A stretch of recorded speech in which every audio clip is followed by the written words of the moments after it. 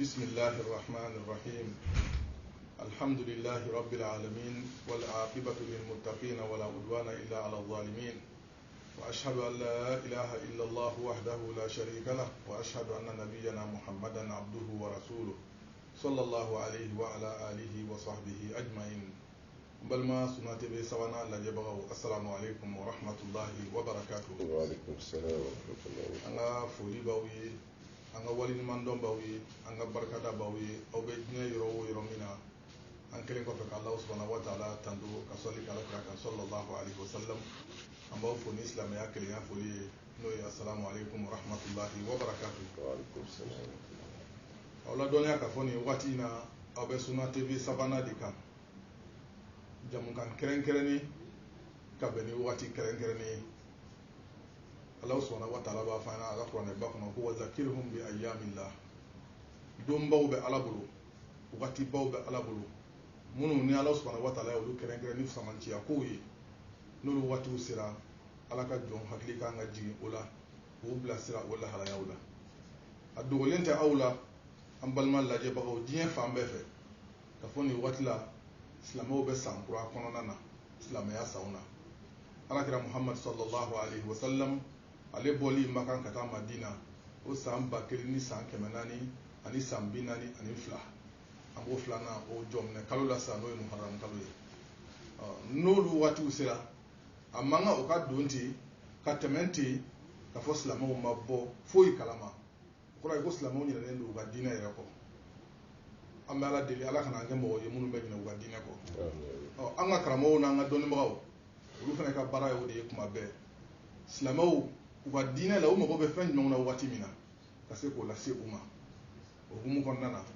an ka jabara min bɛ yen n'o ye Suna TV sabanan ye ala ka barika don télévision so ye a n'a baarakɛla kelen-kelenna bɛɛ lajɛlen na u ye nin programme kɛrɛnkɛrɛn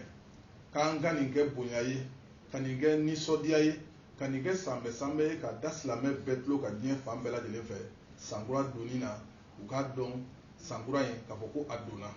ni sankura donna silamɛ bɛ ala deli mun na hɛrɛ hakilisigi lafiya kɛnɛya garisɛgɛfoni kunnaja diɲɛ ani lahara an b'a ɲini ala fɛ ala k'o di an n'aw bɛɛ lajɛlen kelen-kelen ma o kama an y'an ka karamɔgɔw fara ɲɔgɔn kan nin waati barikama in na an karamɔgɔ an'an ka alimami docteur Usman Saleh an'an karamɔgɔ an'an ka alimami Sheikh Abdallah Mayame Koyita ani nin karamɔgɔbaw ka fara an baarakɛ ɲɔgɔn ka Suna TV sabanan kɔnɔ an ka nin waati in sigi kɛrɛnkɛrɛn ka o kɛ kunnafoni di ye ka ɲɛsin aw ma aw minnu bɛ ka lajɛ Mali kɔnɔ ani Mali kɔ kan ni Ala subhanahu wa ta'ala sɔnna n'a fɔra ko san yɛlɛmana ka ban fɛnw caman de bɛ yen minnu donnen bɛ san yɛlɛma in na ni Ala subhanahu wa ta'ala ka diɲɛ ye ni sigi in na karamɔgɔw bɛn'u da tugu la kelen-kelen k'u da aw tulo kan anw bɛ waati min kɔnɔ an bɛ lahɔrɔma kalo la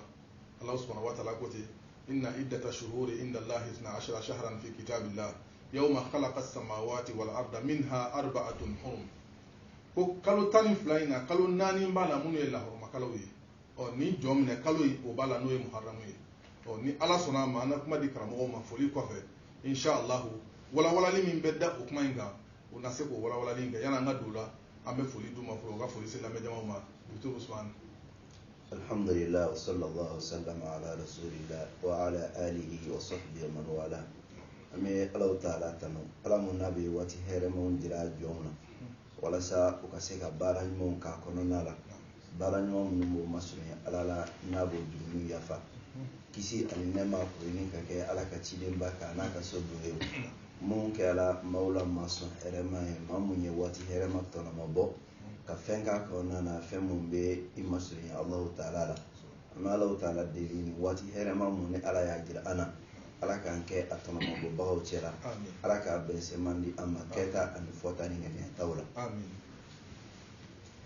badenw ni tun y'an karamɔgɔ n'an ka nɔnɔ ye docteur Usman Saleh an karamɔgɔkɛ Sheikh Abdallah Mayame Koyita ale fana b'an bolo kɔrɔ an karamɔgɔ salamu alaikum. wa alaikum salam wa rahmatullahi wa barakatuh. bismillah walhamdulillah wa salatu wa salamu ala rasulillah wa ba'd. an bɛ ala fo an b'a waleɲuman dɔn ka barika da ka foli lase bɛɛ lajɛlen ma ka foli lase Suna TV yɛrɛ a lajɛbagaw a n'a baarakɛbagaw ka foli lase u bɛɛ ma ka duwawu kɛ inshallah an bɛ waati hɔrɔmaba min kɔnɔ waati belebele min kɔnɔ a daminɛra ɲɛna kuncɛ cogo ɲuman ala k'o kalifa an na ka tila k'o nɔgɔya an ye ni masaba ala fɛ tubi waati belebelebaw don ala ka tubi nɔgɔya an ma ka bɔ an ka jurumunw bɛɛ la émission min bɛna daminɛ hɛrɛ kɔnɔ ka tila ka kuncɛ hɛrɛ la lamɛnnikɛlaw ka nafa sɔrɔ a la an b'o ɲini masaba ala fɛ ala k'o kan kelen kelen bɛɛ ye nin kun ye an ka foli k'a lase jama ma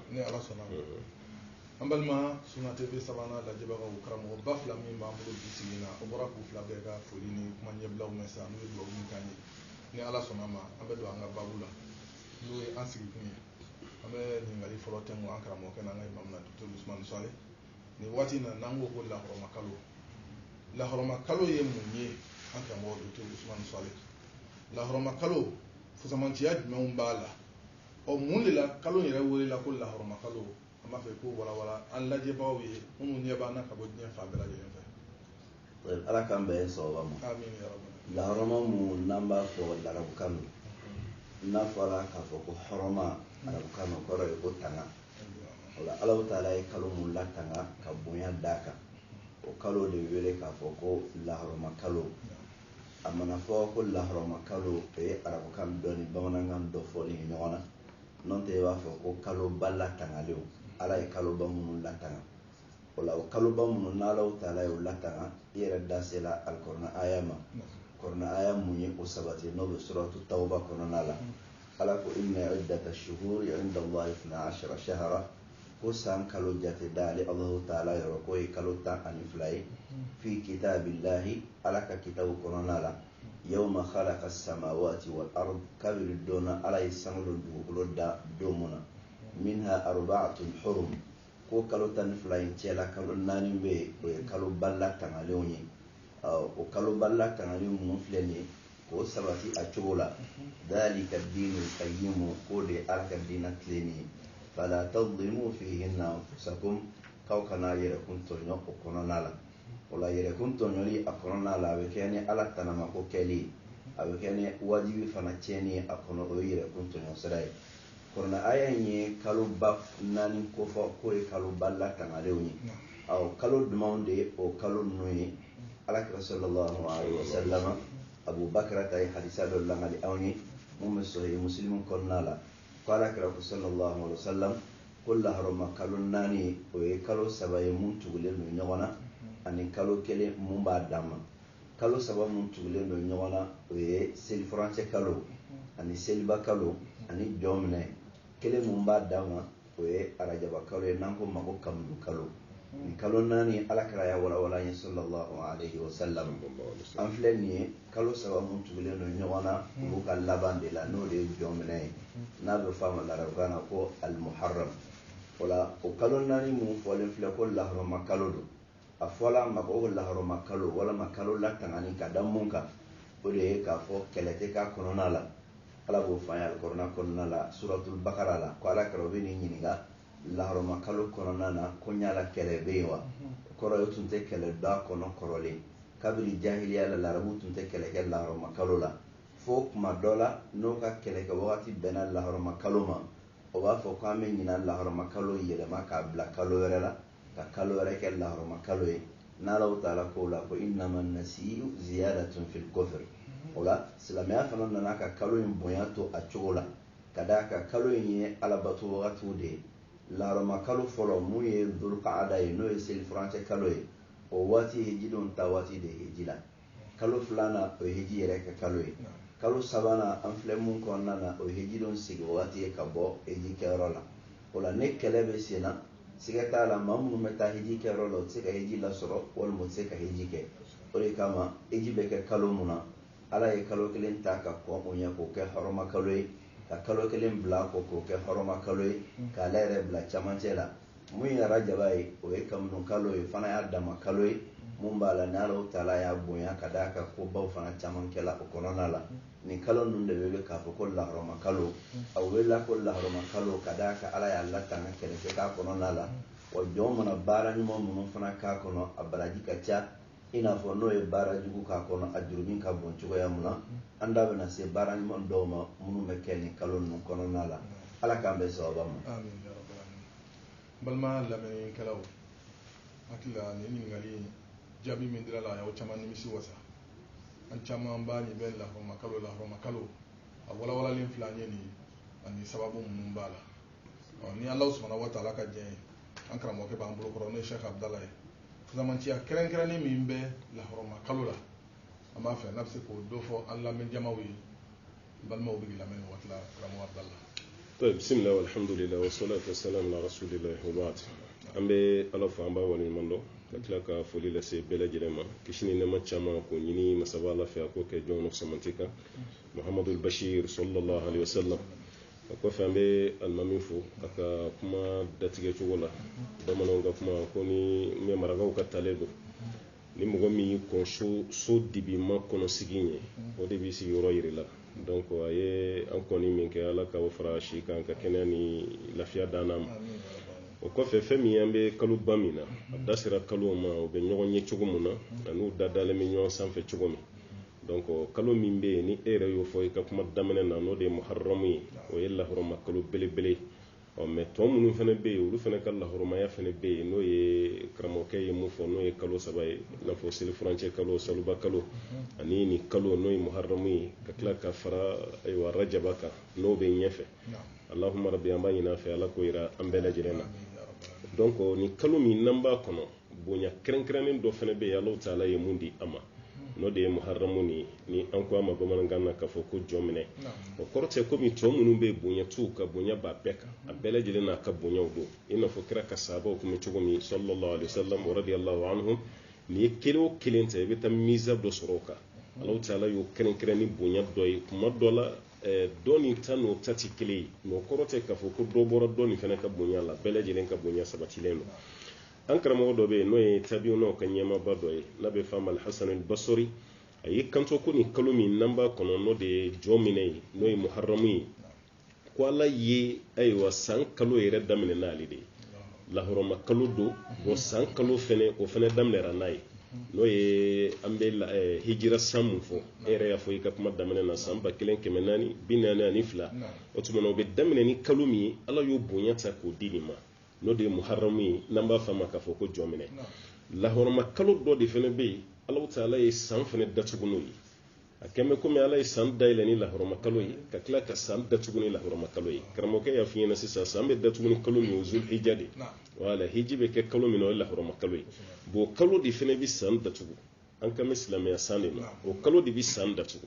bon n'o ye san datugu san kura bɛ dayɛlɛ ni kalo min fana o fana ye lahɔrɔma kalo ye bon a kɛmɛ i n'a fɔ kalo 12 u ni ɲɔgɔn cɛ a daminɛ ni laban o de kɛn bɛ ka kalo tɔ ninnu bɛɛ lajɛlen na minimini donc ko ye bonya belebele Alahu Taala ye bonya min di nin kalo ma n'o ye lahɔrɔma kalo ye an karamɔgɔ n'an y'a ta k'a lajɛ fana kalo belebeleba 4 min fɔra e y'a kuranɛ aya fɔ Sheikh Usman fana y'a fɔ bon kalo ba 4 nin kalo nin ye place sɔrɔ a la voilà parce que kira ka sahaba kira bɛ fatu waati min sallallahu alaihi wasallam sahaba bɛ taa fo maa 120 kɔ la mɔgɔ 120 kɔ i bɛ maa min jɔ silamɛw cɛla k'a ka sahaba 50 tɔgɔ fɔ a kun na a man ca o sahaba 50 fɔba man ca cogo min 10 fɔba man ca ten mais sahaba belebeleba 4 bɛ yen kuma dɔ hali n'i ma kɛ silamɛ ye o tɔgɔ kɔni y'o mɛn ka caya i da b'a la n'o ye Abubakar Sidiki ani Umaru ani Usman ani Ali o kɔrɔ tɛ komi sahabaw dan'o ma Alahu Taala ka bonya dɔ ani a ka fusamantiya dɔ de ɲɛsin olu ma olu ye bonyabaw ni mizaw sɔrɔ sahabaw cɛla bon san kalo 12 fana nin kalo ba 4 nin fana ye bonyaba de sɔrɔ kalo tɔw ni ɲɔgɔn cɛ o kalo ba 4 nin dɔ de ye nin kalo ye n'o ye muharram ye n'an b'a f'a ma k'a fɔ ko jɔn minɛ bon Umar bin Khattabi ka waati fana na ale de ye san kalo ninnu k'u dada ɲɔgɔn sanfɛ walima ka na ni amu hijiri yɛrɛ ye walasa jate dɔ ka ye silamɛw fana na an ka baara kana kɛ kunfɛ baara ye o tuma na amu hijiri min ni anw b'a la bi n'o ye san 1442 ye o fɔlɔ fana bonya de taara ka di nin ma o b'a yɛrɛ k'a fɔ ko kalo belebeleba don Alahu Taala yɛrɛ ka fusamantiya cogo la ka ta ka d'a ma o kɔfɛ an karamɔgɔ don dɔ b'a kɔnɔ n'o don bɛ jate ayiwa san don n'i y'a sun i bɛ fusamantiya ba sɔrɔ a la i n'a fɔ an ka kumaw bɛna boli a kan n ka pɔyin jɔ a kan mais n tɛmɛtɔla b'a wagasi dɔɔnin dɔrɔn ka tɛmɛ n'an b'a fɔ a ma ko Ashura kalo ni tile 10 o sunni fana i bɛna san kelen jurumuya fa sɔrɔ n'o ye o fana kɛra kalo min kɔnɔ o ye nin kalo belebeleba de ye nin kalo nin de fana kɔnɔ an bɛ se k'a fɔ ka tiɲɛ belebele dɔ da kɛnɛ kan walima k'o bange ka ala jugu dɔ kakari ka kokari ka kankari o fana donna nin de la n'o ye ashura o don fana Allah ta'ala ye bonya dɔ ta k'a di Seydina Musa ma ka dɔgɔyamaba ta k'o di kafiru ka ɲɛmaaba dɔ ma n'o ye Firawuna ye o tuma na Firawuna se kɛra ale la ka bɛn ni nin ye o tuma na se dira Musa ma ka bɛn ni nin ye o fana bɛ kalo min kɔnɔ o ye nin kalo de ye n'an b'a fɔ a ma ko jɔn minɛ n'o de ye Muharram kalo ye o ye belebeleba ye Abdoulaye ibn Abbas pour que k'i ka kuma nin ka sonsoro ye Abdoulaye ibn Abbas ka kuma dɔ bɛ yen a ko ale ma ye Ala ka ciden ka don dɔ ta k'a kɛrɛnkɛrɛn ni sun ye ka tila k'a fusamantiya fɛnɛ yira ka sɔrɔ farida sun tɛ a nafilalamaw la k'a ma kira ye k'o kɛrɛnkɛrɛn ka kala turu a la ka tɛmɛ nin don tile 10 kan n'o ye Ashura ye a kun b'a la kira kun b'a kɛrɛnkɛrɛn kosɛbɛ i n'a fɔ kuma kɔnɔna na an da bɛna s'olu dɔw ma kira kun b'a kɛrɛnkɛrɛn kosɛbɛ sallallahu alaihi wasallam ni sun ye ka tila ka mɔgɔw su ka bila sun na hatta hali denmisɛnw u tɛ to kɛrɛfɛ a ko la i n'a fɔ an ka selikɛnɛ na fɔra ko musow ka taa kɛnɛ kan muso minnu yɛrɛ tɛ seli a waati an bangebaaw ka yafa ma mais o ka taa hali n'u ma seli duwawu minnu bɛ kɛ u ka dɔ sɔrɔ a la nin kalo fɛnɛ kuma dɔ la hali den ta ni minnu b'an ka so kɔnɔna la sun tɛ wajibi u kan mais an bɛ se k'u dege sun na parce que sababuw y'a kɛ u ka waati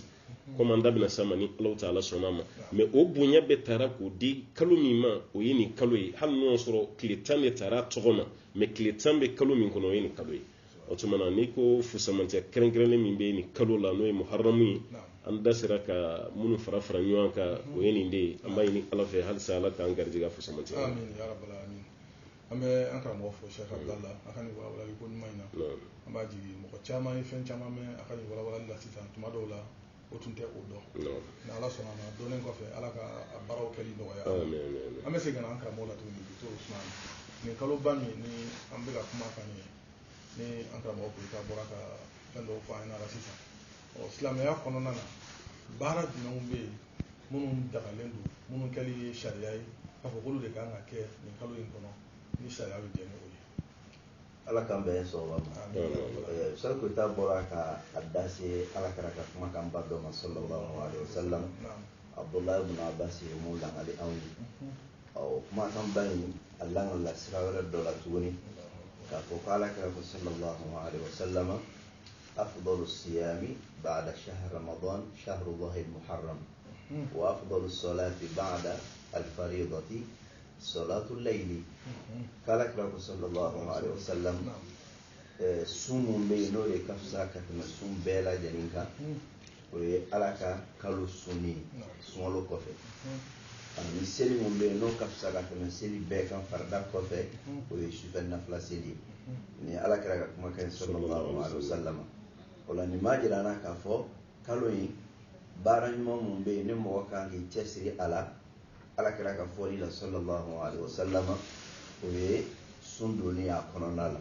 ka d'a kan laharama kalo baara ɲuman bɛɛ kɛli ɲininen don a kɔnɔ nka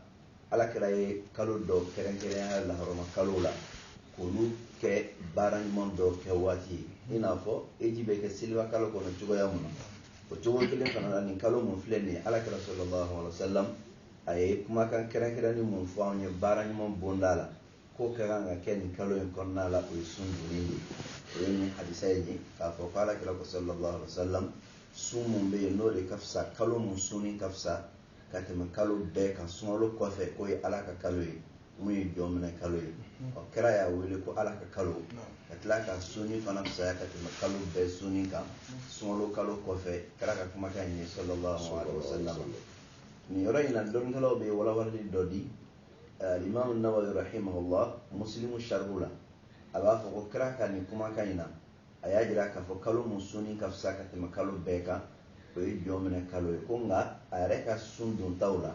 Aïsatu y'a langali anw ye ko sunkalo kɔfɛ a tun bɛ kalo mun sun ka caya o ye sunkalo makɔnɔ de ye ko mun y'a to kɛla o de ye k'a fɔ jɔn minɛ kalo samantiya a sunni samantiya o dɔnniya dila Alakira ma a ka ɲɛnamaya laban de la sallallahu alaihi wasallam i b'o sɔrɔ Abdullahi ibn Abbas ka hadisa la tuma mun na n'a fɔra kɛra ye ko yahudiyaw ni nasaraw bɛ Ashura don bonya a ko n'Ala y'a sise san wɛrɛ ma ale bɛna tile 9 ni 10 bɛɛ sun ɲɔgɔn fɛ o 9 ni 10 a bɛ n'o sun ɲɔgɔn fɛ san nata la mun y'a sɔrɔ Alakira fatula sallallahu alaihi wasallam o de kama dɔnnikɛlaw ko nin mun filɛ nin ka jɔn minɛ kalo ka se k'a bɛɛ sun walima ka caman sun a la o ye kira ka sunna ye mun sabatila n'a ka kumakan ye kumakan mun bɛ a la n'a mantonw ka kan ka baara kɛ ni a ye sun donni kalo in kɔnɔ ka caya o de ye baara fɔlɔ ye baara fɔlɔ mun n'o sabatilen don an ye ni alakira y'a kɛrɛnkɛrɛnya k'a fɔ an ye nka n'o bɔra a la ala y'a fɔli mun kɛ laharama kalo la ko fala tadlimu fihinna anfusakum aw kana yɛrɛ kun tɔɲɔ laharama kalo ninnu kɔnɔna la o b'a jira k'a fɔ baara ɲuman bɛɛ saraka bon ni kalo in kɔnɔna la a kɛla saraka bɔ ye o a kɛla dɔwɛrɛ ye mun tɛ saraka bɔ ye o ni ala ko baara don a kɛra seli ye o a bɛɛ baraji ka ca nin kalo in kɔnɔna la o de kama Sayyidina Usman radiyallahu anhu ale ka waati la ale tun bɛ nin kalo in kɛrɛnkɛrɛnya k'a kɛ jagaminɛ waati ye maaw la a tun bɛ jagaminɛnaw ci muharam kɔnɔna la ka taa jagaminɛ bagantigiw la ka na n'a ye k'a tilan fantanw ni ɲɔgɔn cɛ ka d'a kan muharamu ye laharama kalo ye o la a ka kan an k'an cɛsiri sun donni na kɔnɔna la alakira y'o fɔ an ɲɛna sallallahu alaihi wa sallam k'o de ka fisa ka tɛmɛ sun bɛɛ kan sunkalo kalo kɔfɛ o kɔfɛ fɛn o fɛn mun b'a la ko baara ɲuman don ni saraka bɔ b'o la nafila seli b'o la sinditigiw b'o la bangebaga labato b'o la nin bɛɛ lajɛlen kan ka caya an bolo ni laharama kalo in kɔnɔ ka d'a kan ni an bɔla nin laharama kalo in na an tɛna laharama kalo wɛrɛ ye tuguni fo arajaba i n'a fɔ Seku Koyita y'a fɔ an ye cogoya mun na Alahu Taala ye san kalo daminɛ kɛ a ye i n'a fɔ a ye san fana kalo laban kɛ laharama kalo dɔ ye cogoya mun na o la n'an bɔla nin na an bɛna laharama kalo wɛrɛ ye kuma min na o ye fo arajaba de ye o de kosɔn a ka kan an ka baaraw kuncɛ an bolo ni kuncɛ ko ɲuman ye k'an cɛsiri ɲuman kɛli la alakira sallallahu alaihi wa sallam a ka taabolo dɔ tun ye n'a sera baara ɲuman kɛ wagati laban na ni baara ɲuman bɛna fori a bolo kira tun bɛ cɛsiri kɛ o wagati la kosɛbɛ hali n'a tun bɛ don Madina kɔnɔ n'a ɲɛ dala Madina sow kan a b'a ka yɛlɛnkanfɛn girin ka teliya ka don a kɔnɔ kosɛbɛ ni ye sunkalo fana ta k'a lajɛ kira sallallahu alaihi wa sallam a tun bɛ jija mun kɛ asura awakiri la a tun t'o kɛ sunkalo dontɔw kɔnɔna la o la ni fana ye o kelen ta k'o lajɛ nin bonda in na i b'a ye k'a fɔ laharama kalo 2 tɛmɛna a sabanan a n'a laban de ye nin ye ni nin banna an bɛna don dɔ wɛrɛ la fo arajaba de la o kama a ka kan an ka a kuncɛ hɛrɛ la alakira ko sallallahu alaihi wa sallam innamal a'malu bil khawatim ko jɔnw ka baara bɛ a laban cogo de bolo o la laharama kalo 3 mun tugulen don ɲɔgɔn na n'a y'a kuncɛ ko ɲuman na alhamdulilahi hɛrɛ don baraji camanba don o la ka sun don a kɔnɔ ka caya o ye kira ka taabolo ye ka baara ɲuman camanba k'a kɔnɔ fana nana o ye alakira ka taabolo ye sallallahu alaihi wa sallam ala ka an dɛmɛ sun caman donni na a kɔnɔ k'an dɛmɛ baara ɲuman caman kɛli la a kɔnɔ n balima Sunna TV sabanan lajɛbagaw aw bɔra ka Dr. Usman da nin jaabi mɛn nin kɔrɔ ye sisan ko sira labɛnla aw bɛɛ ye kuma don so ko ten ko so bɛ kɛnɛ kan so boli kɛnɛ fana jɔlen filɛ ye donc e kɔni ta ye min ye o ye ka so boli ye dɔrɔn sisan yala na k'a fɔ baara ɲumanw kɛli ka di ala y'a kɔnɔ baara ɲuman dɔw ye jumɛn ye o ye sun ye da sera olu ma o ala an ye wa baara ɲuman tɔ bɛɛ lajɛlen o bɛɛ kɛli o bɛnnen don an ye k'an ka jija an ka se ka baara ɲumanw caman k'a kɔnɔ a bɛ ɲini anw de fɛ sisan an k'an jija an kana na bakiliya an yɛrɛ ma an kana an yɛrɛ jɛ hɛrɛ la k'an ba baara ɲumanw kɛli ma a kɔnɔ donc n'an nana don o la dɔrɔn an yɛrɛ de bɛna kɛ nimisabagaw ye yanni ka se nin waati in tɛmɛni ma waati min donna sisan wa a tatɔ don sisan fɛnɛ an k'an jija k'an cɛsiri ka ɲumanw caman k'a kɔnɔ tuma dɔ la ni muharamu taara k'i to yen yala muharamu wɛrɛ bɛna e ɲɛna wa i t'o dɔn min y'i sɔrɔ ka ban i jija i ka se k'o tɔnɔ bɔ ala k'an fara a tɔnɔbɔbaga ɲumanw bɛɛ lajɛlen kan an b'aw fo aw ka lajɛli ko ɲuman na aw bɛ diɲɛ yɔrɔ yɔrɔ min na ka ni ala sɔnna ma an bɛ an ɲɔngiri nin yɔrɔ la yan nɔ ka ji dɔɔni min a bɛ sɔrɔ ka dɔngɔn kari ka taa an dɛmɛbagaw minnu bɛ k'an dɛmɛ sugu kɔnɔnaw la ka taa olu fan fɛ an bɛ tila ka segin ka na sisan n'ala sɔnna ma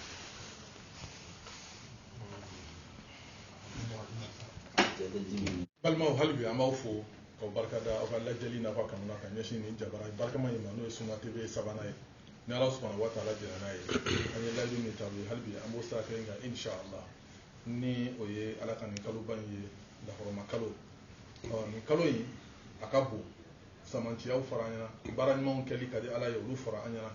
nka an b'a fɛ ka kuma min di an karamɔgɔ Koyita ma an b'a dɔn hali ni wagati sigi tɛ se ka to a da ka se a bɛɛ ma koba minnu kɛra a kɔnɔ a bɛ se ka maaw hakili jigin o jumɛnw na mun kɛra muharamu kɔnɔ to ala kan bɛ sɔrɔ ma i y'a fɔ cogo min na fɛn minnu kɛra kɔnɔ a ka ca a bɛɛ tɛ se ka fɔ ni daw garijɛgɛ kɛra fitinin min ye an bɛ daw tɛmɛ o kan bon da kun tɛmɛna ko ba dɔ kan an yɛrɛ ka kuma kɔnɔna na ko kɛra muharramun kono no do ye sayidina Musa alayhi salam akishili anaka jama na balmake kada ka firawna naka jama ku wullu nofe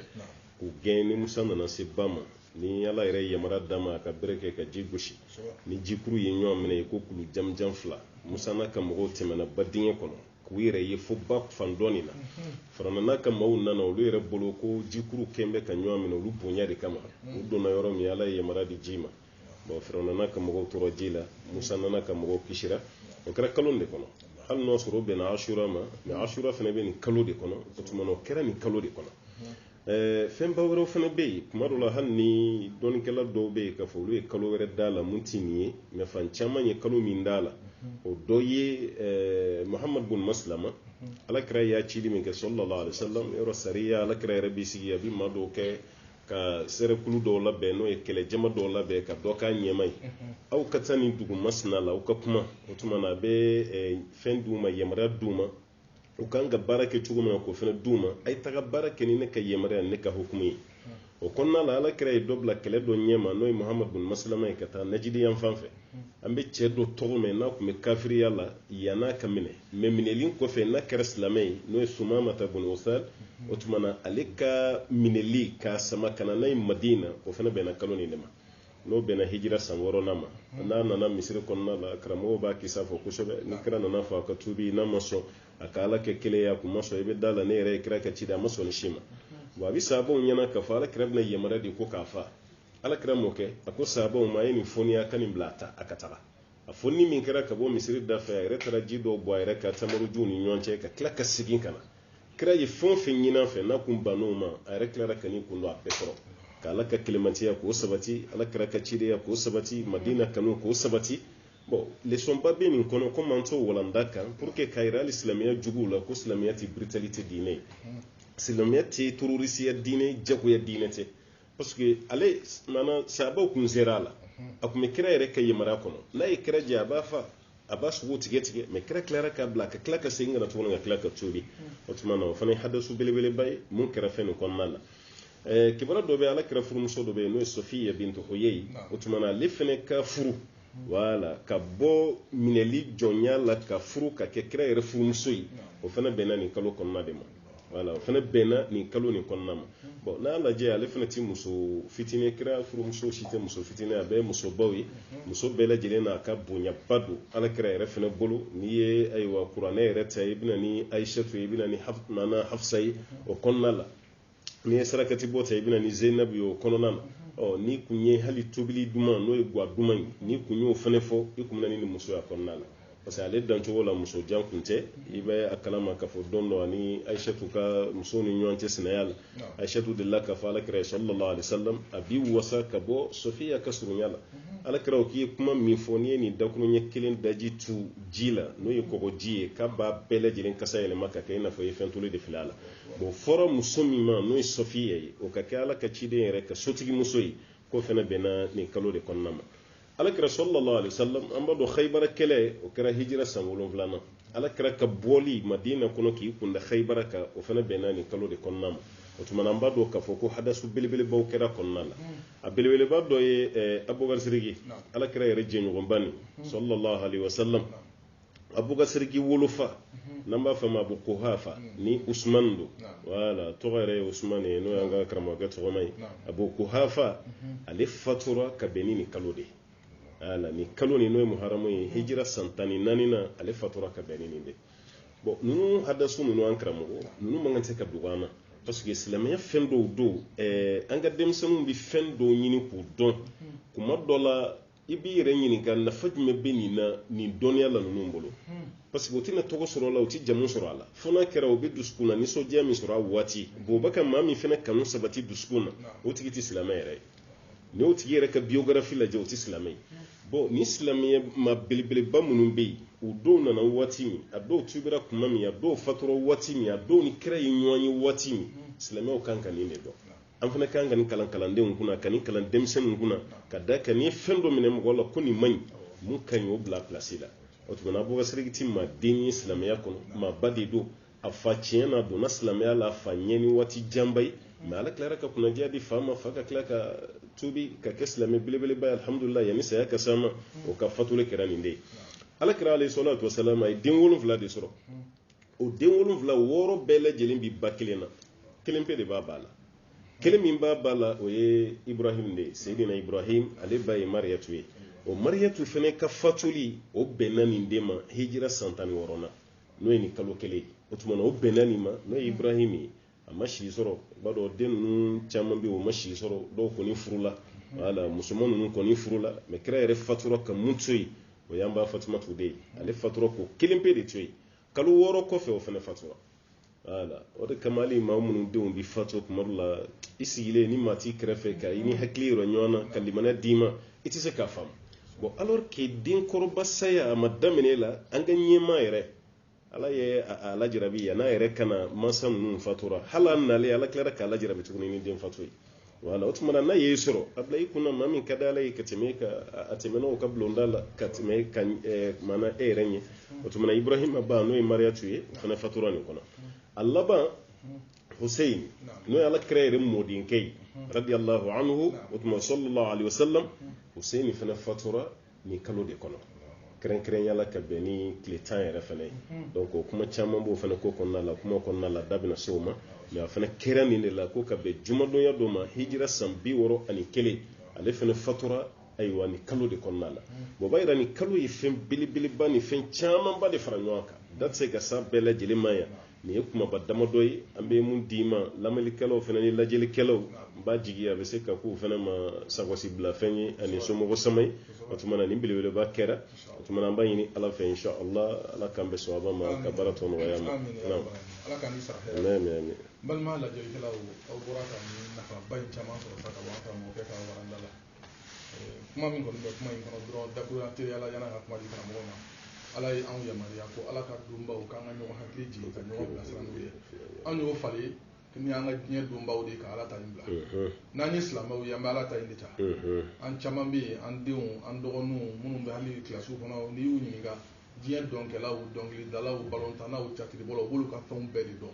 mais silamɛya yɛrɛ maabaw minnu ni karamɔgɔ bɔra k'i da se olu ma sisan i b'a ye olu caman i mana kalanden dɔw ɲininka nin dɔw la u tɛ se ka foyi f'i la o ye lebu de ye an ma donc an ka segin ka taa an ka kɔrɔlen in ma n'o ye an ka silamɛya taabolo ɲuman ye an ka baara kɛ n'o ye ala y'o de ɲini an fɛ ala tɛna mɔgɔ si ɲininka diɲɛ ko dɔ la karisa dɔnkilidala mun na i m'o ka biographie kalan karisa catiribɔla bali i bɛ kungo de sago la nka i bɛ baraji nafa sɔrɔ min na o ye nin de ye toujours an bɛ segin ka taa an karamɔgɔ fɛ n'o ye docteur Usmane ye an bɛ ka kuma fɛn min kan o ye muharamu ye an bɛ ka kuma koba min kan la o ye kalo tile 10 ye kalo tile 10 yanni i dun ka so ma jate la i bɛ se 9 de ma an b'a fɛ ka karamɔgɔkɛ asura tasuwa fana bɛ yen tasuwa ye mun ye mun na a welela ko tasuwa an b'a fɛ ko o walawala lamɛnjɛkulu ye ala k'an bɛn sababa ma nin kalo in n'i ko k'i bɛ kuma a bonyaw kan i tɛ se ka tila a la ka da sigi ni a cogo kan komi dɔ de fɔ a la ala ka n dɔgɔkɛ sara hɛrɛ la ala ka walawalali mun di ni dɔw jara ye dɛ ne ka mɔgɔ dɔw ye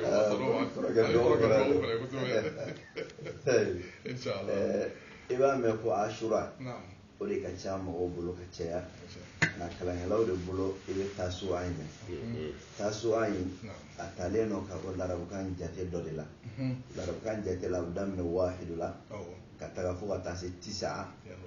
tisa o ye 9 de ye tisa ye 9 ye jate bɛ kɛ 9 fɛ k'a fɔ ko 9nan o de ye tasuwa ye o tasuwa in o ye don de ye don mun n'o bɛ kɔn asura ɲɛ n'o ye kalo tile 10 na don bɛ kɔn ɲɛ o de ye tasuwa ye alakira sallallahu alaihi wasallam a ye layidu di ko n'ala ye ale balo ka se san nata mun ma n'a bɛ 9nan mun sɔn dɔnnikɛlaw ye 9nan in de wele k'a fɔ ko tasuwa o fara dɔ in ka asura kan komi dɔ in tun ye asura ye alakira k'a bɛ 9nan fana sɔn o y'o kɛ tasuwa ye o la 9nan ye tasuwa ye laban n'o ye 10nan o de ye asura ye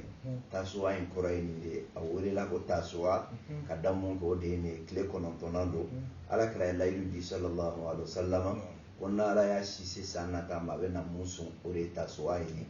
asura in o ye kɔrɔlen ye tasua o tala kira ka sunna na sallallahu alaihi wasallam kada ka ashura ko ba mun kala ko nala aya do me sayyidina Musa ka kibariya bola tun donin do kabila ala kira be magan ko ashura madina ka tuma boya neni toyni tasua kira ya ke sunna mun ga ka be na usun san na tala o ya to wale fana wila ka ko tasua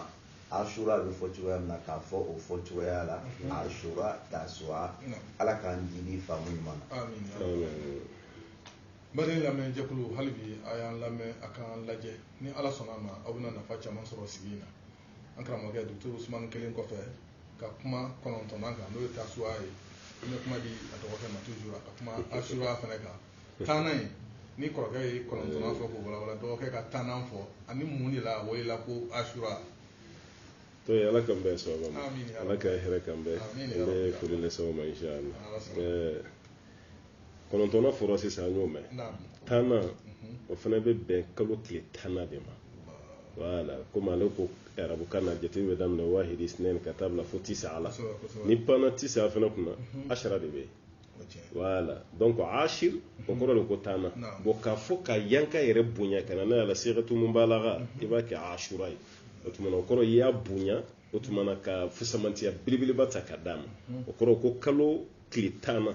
walima kalo su 10 walima tile 10 o fɔcogo ninnu ye ɲɔgɔn sama yɔrɔ ye karamɔgɔ ni ɲɔgɔn cɛ o tuma fɔra ko 10 parce que a bɛ bɛn kalo tile 10 ma o de y'a kɛ 10 ye o tuma ni fɔcogo nin an karamɔgɔkɛ y'a fɔ cogo min na kabini kira ma hijira kɛ fɔlɔ ka taga madina maka tun bɛ fɔ a ma de ko 10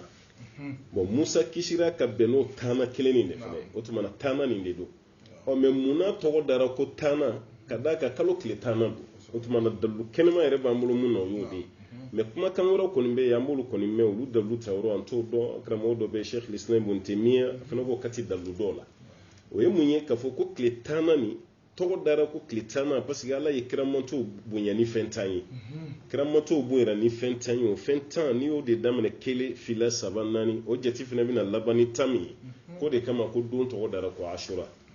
i bɛ nin kuma ninnu mɛn ka caya walima nabi ɲuman 10 bɛ yen ala ye bonya dɔ ka kelen kelen bɛɛ ye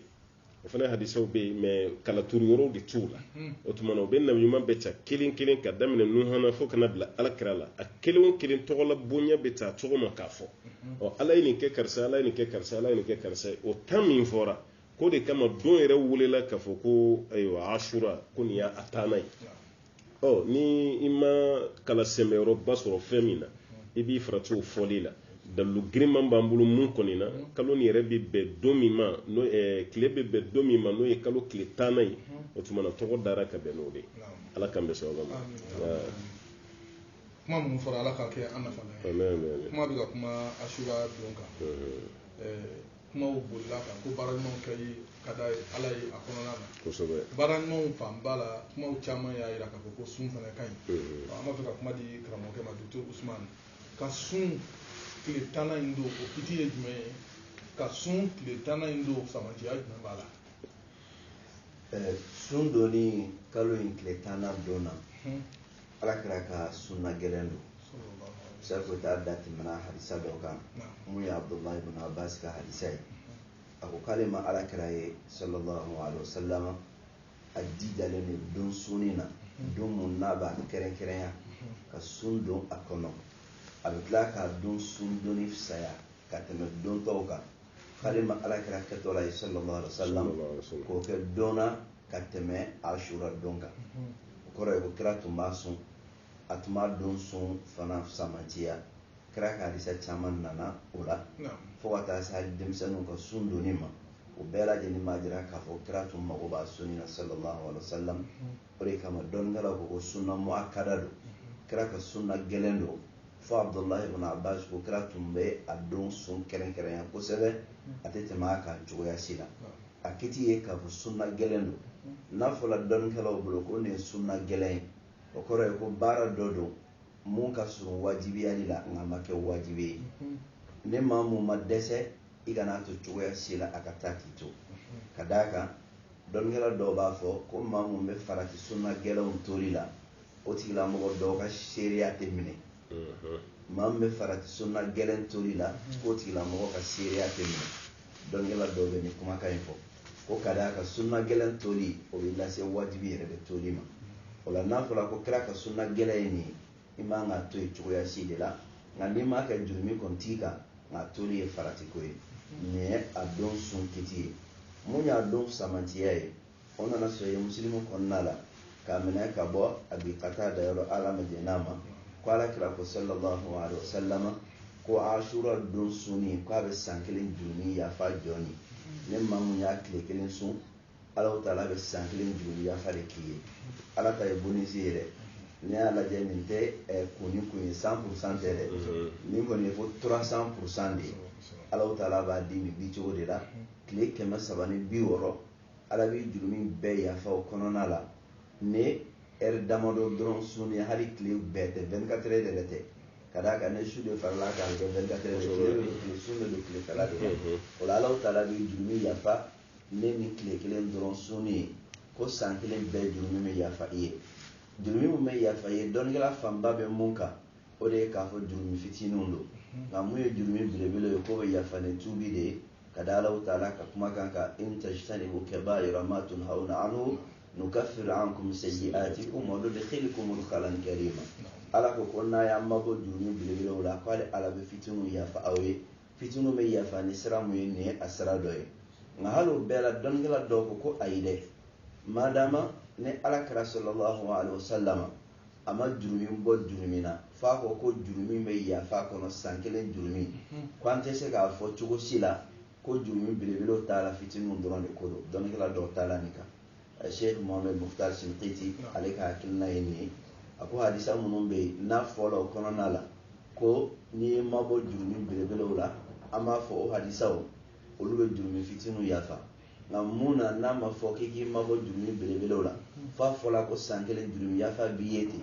ko an b'a to jurumi yafa la tan nin cogo la an t'a fɔ fitinin an t'a fɔ belebele nin ye dɔnnikɛla dɔw ka faamuya ye nin b'a jira k'a fɔ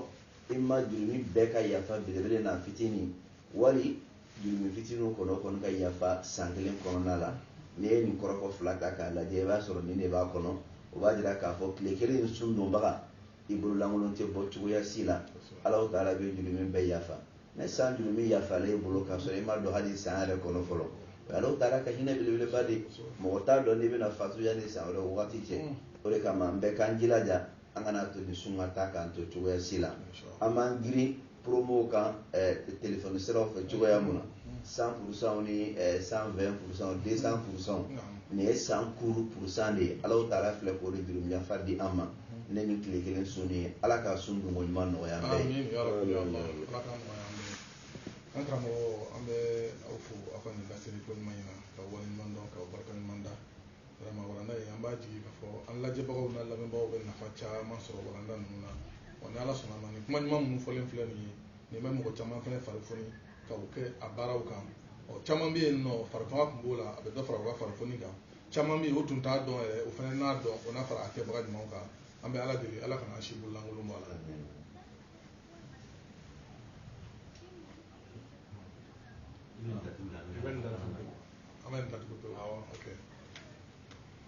an balimaw hali bi an b'aw fo aw ka lajɛli ko ɲuman na ni ala subhanahu wa taala jɛna n'a ye k'aw ladɔnya k'a fɔ aw bɛ Sunna TV sabanan de kan an bɛ nin sigi kun cɛ yan k'aw fo k'aw wale ɲuman dɔn k'aw barika da aw ka lajɛli ko ɲuman na min fɔra an ɲɛna ala k'a baara kɛ nɔgɔya ye salli ala rasulillah donc na an kana ɲinɛ mali ta yɛrɛ parce que mɔgɔ caman bɛ ka kuma yɔrɔ an ka kalo yeli n'an ka kalo ye bali an ta bɛ bɛn don min ma samedi ni dimanche tɛ bon a y'a don a kɔnɔ kɔni parce que mɔgɔ caman wele don dɔw bɛ juma ni samedi de kan n'a y'o ɲɛfɔ mɔgɔw ye an bɛ samedi ni dimanche de n'o kɛra sigi laban o kɛ fɔ k'o bɔgɔla don kosɛbɛ parce que nɔkta dɔ bɛ yen tile kelen sɔnni ka